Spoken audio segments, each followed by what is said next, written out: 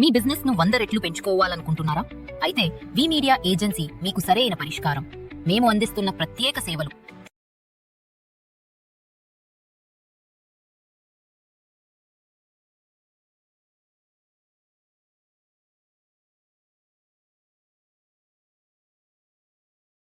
నమస్తే, welcome to VTV political. నకిలీ మద్యం ఘటనలో మాజీ మంత్రి జోగి రమేష్ పేరు వినిపిస్తోంది.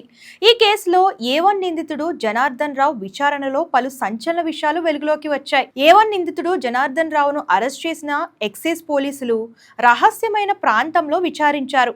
జోగి రమేష్ ఆధ్వర్యంలో నకిలీ మద్యం తయారు చేసినట్లు జనార్దన్ రావు తెలిపారు. తెలుగుదేశం పార్టీ అధికారంలోకి వచ్చిన మరుక్షణమే మద్యం వ్యాపారాన్ని ఆపివేసినట్లు జనార్దన్ రావు చెప్పారు.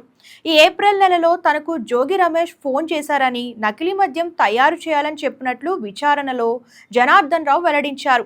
మళ్లీ మద్యం తయారు చేసి తెలుగుదేశం పార్టీని భ్రష్టు పట్టించాలని తనకు చెప్పినట్లు పేర్కొన్నారు. నకిలీ మద్యం తయారీని తొలుత ఇబ్రహీంపట్నంలో పెట్టాలనుకున్నామని జోగి రమేష్ చెప్పడం వల్ల తంబళ్లపల్లెలో ప్రారంభించామని జనార్దన్ రావు తెలిపారు.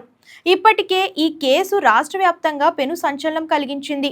తాజాగా జోగి రమేష్ పేరు బయటకు రావడంతో కేసుపై మరింత ఉత్కంఠం పెరిగింది. ఇప్పటి వరకు 14 మంది నిందితులను పోలీసులు అరెస్ట్ చేశారు.